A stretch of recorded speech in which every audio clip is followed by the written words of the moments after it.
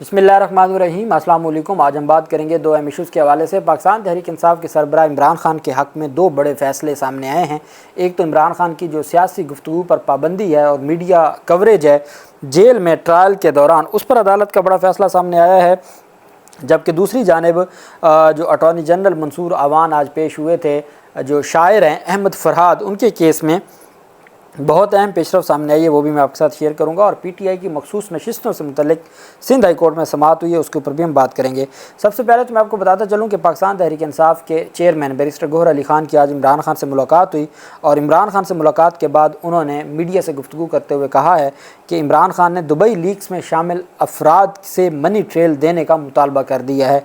Adiala jail के बाहर media से बात करते हुए चेयरमैन पीटीआई का कहना था कि बानी पीटीआई ने दुबई लीक्स में शामिल अफराद से मुतल्लिक कहा है कि वो मनी ट्रेल दें।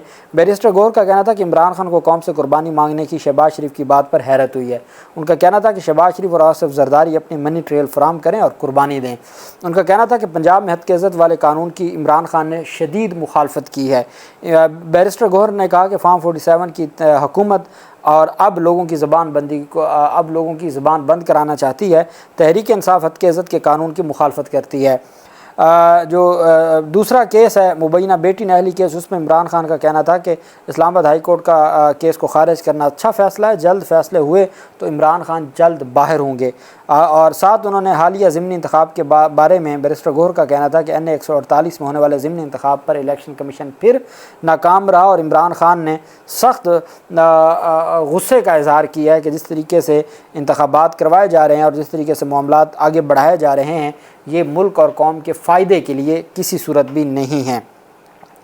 दूसरी तरफ इस्लामाबाद हाई कोर्ट में शायर अहमद फरहाद की बाजियाबी की दरख्वास्त पर समाअत के दौरान अटॉर्नी जनरल ने अदालत को बताया कि सेक्रेटरी दिफा की तबीयत ठीक नहीं थी, इसी वजह से वो पेश नहीं हो सके।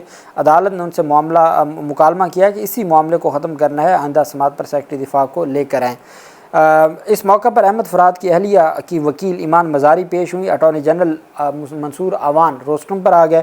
उन्होंने शायद अहमद फरहाद की बाज़याबी की यकीन दहानी करवा दी।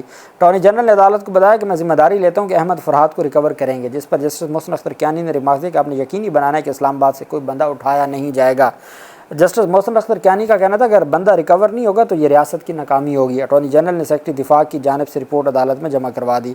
मोहसिन अख्तर कियानी ने रिमार्क दिया कि आप रियासत की जानिब से ये जिम्मेदारी ले रहे हैं कि अहमद फरहाद को बाज़याब किया जाएगा, जिस पर अटॉर्नी जनरल ने यकीन दहानी कराई कि मेरी पूरी कोशिश होगी कि तमाम रिसोर्स का इस्तेमाल करके मुग़वी को बाज़याब करवाऊँ। अदालत ने अटॉर्नी जनरल से मुकालमा किया कि आपने यकीन दहानी कराई कि इस्लामाबाद से कोई बंदा नहीं उठाया जाएगा। आपने सुप्रीम कोर्ट और इसी अदालत में पहले भी ये यकीन दहानी कराई थी। अगर ये बंदा रिकवर नहीं होगा तो रियासत नाकाम होगी। अटॉर्नी जनरल ने इस्तदा की कि मुझे मुग़वी के बाज़याबी के लिए वक्त दे दें। अदालत ने अटॉर्नी जनरल से इस्तफसार किया, आप जो बयान दे रहे हैं क्या वो वफाकी हुकूमत की मुशावरत से दे रहे हैं। वकील ईमान मज़ारी ने मौक़िफ़ अपनाया कि हमेशा ऐसे होता है कि ये बंदा उठाते हैं और फिर कहते हैं कि हमारे पास नहीं है। अटॉर्नी जनरल साहब ये बताएँ कि पिछले 6 दिनों में बाज़याबी से मुतल्लिक़ क्या प्रोग्रेस है। ईमान मज़ारी का कहना था कि अगर इदारों के पास नहीं है तो कम अज़ कम मुग़वी को ट्रेस तो किया जा सकता है। मोहसिन अख्तर कियानी साहब ने अटॉर्नी जनरल से मुकालमा किया कि इस मामले ने आपको और मुश्किल में डाल दिया, जिस पर अटॉर्नी जनरल ने मौक़िफ़ अपनाया कि मैं यकीन दहानी करवा रहा हूँ कि जो वसाइल हैं वो इस्तेमाल में लाए जाएंगे। अदालत ने SSP ऑपरेशंस को रोस्टरों पर बुला लिया। जस्टिस मोहसिन अख्तर कियानी ने इस्तफसार किया कि आपने बयान लिया है जो इदारों के लोगों का, तो जिस पर SSP ऑपरेशन ने बताया कि बयान नहीं, अफसर की गैर मौजूदगी में जूनियर से बात हुई है, उनकी जानिब से रिपोर्ट सेक्रेटरी दिफा को भेज दी गई है। जस्टिस मोहसिन अख्तर कियानी ने रिमार्क्स दिए कि ये आपका काम है, आपने ही ये करना है, ये पुलिस की ज़िम्मेदारी है। ईमान मज़ारी ने दलाल देते हुए कहा कि ये सिर्फ एक केस नहीं, मैं रोज़ ऐसे केसेस में पेश होती हूँ, ये कोई पहला केस नहीं है, सबको अदालत के सामने पेश होना चाहिए। जब भी सेक्रेटरी दिफा को नोटिस किया वो नहीं आए।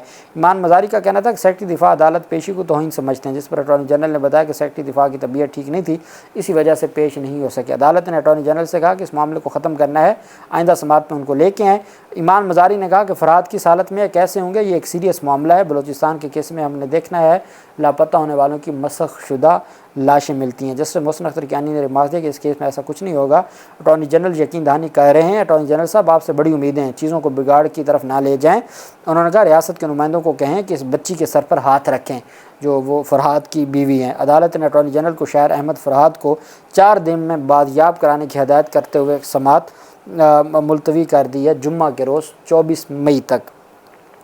دوسری طرف آج اہم سماعت ہوئی مخصوص پی ٹی آئی کی جو سنی اتحاد کونسل کی سندھ میں 3 مخصوص نشستیں تھیں.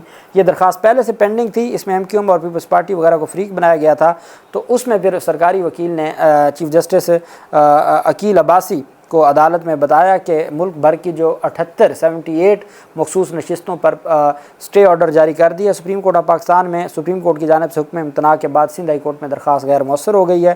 تو اس پر جو بیرسٹر علی طاہر جو پی ٹی آئی کے وکیل تھے انہوں نے کہا کہ سندھ اسمبلی سے مخصوص نشستوں کا معاملہ قدر مختلف ہے. جب تک سپریم کورٹ کا مخصوص نشستوں پر حتمی فیصلہ نہیں آتا یہ کیس ملتوی رکھا جائے. چیف جسٹس نے کہا کہ سپریم کورٹ جب معاملے کو دیکھ رہی ہے تو پھر سندھ ہائی کورٹ کیسے مداخلت کر سکتی ہے. ہم اس معاملے کو نمٹا رہے ہیں.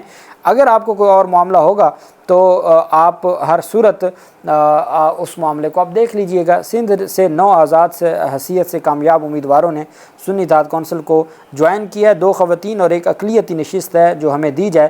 عدالت نے کہا سپریم کورٹ آف پاکستان پہلے فیصلہ کر لے, ساتھ ہی چیزوں کو پھر ہم دیکھیں گے.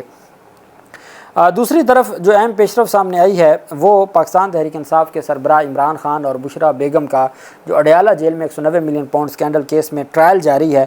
اس میں 2 رکنی بینچ نے میڈیا پر قدغن کے خلاف درخواست پر تحریری حکم نامہ جاری کر دیا. چیف جسٹس عامر فاروق اور طارق محمود جہانگیری صاحب کی جانب سے حکم نامہ جاری کیا گیا. تحریری حکم نامے میں عدالت نے میڈیا کو عدالتی کارروائی شفاف طریقے سے رپورٹ کرنے کی اجازت دی ہے. حکم نامے میں بتایا گیا کہ درخواست پر فریقین کو نوٹسز جاری کیے جاتے ہیں اور میڈیا کو عدالتی کارروائی شفاف طریقے سے رپورٹ کرنے کی اجازت دی جاتی ہے.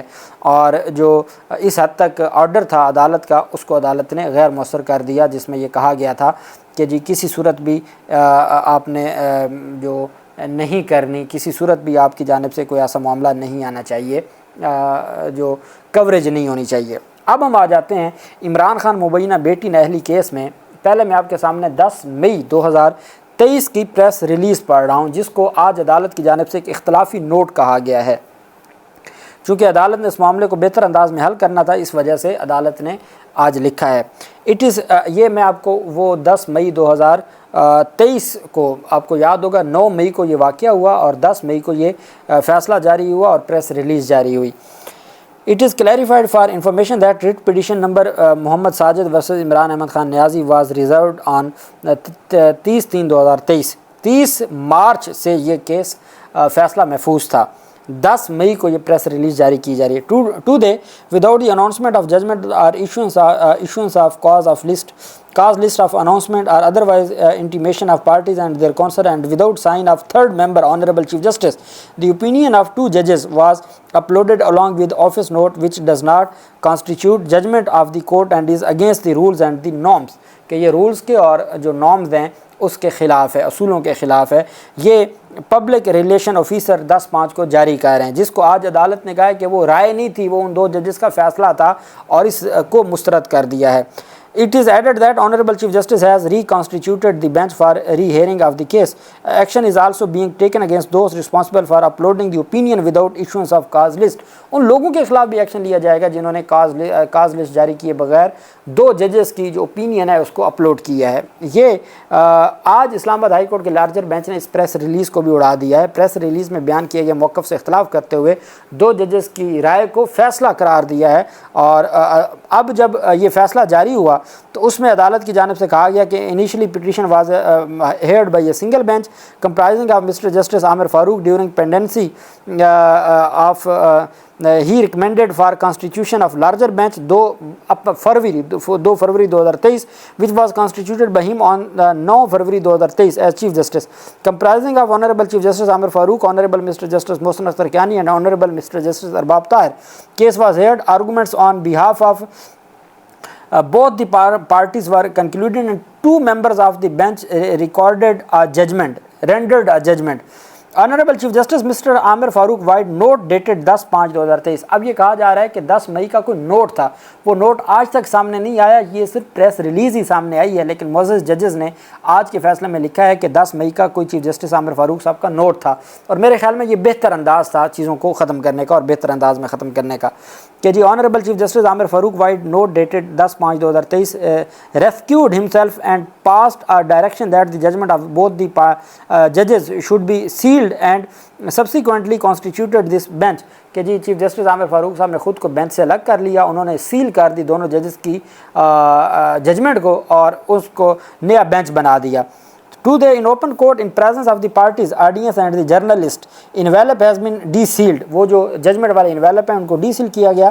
It revealed that Honorable Justice Mohsen Akhtar Kiani and Justice Arbab Muhammad Tahir, the latter is member of this bench, had given a detailed judgment whereby the instant petition has been dismissed. ناقابل سماعت انہوں نے قرار دے دی.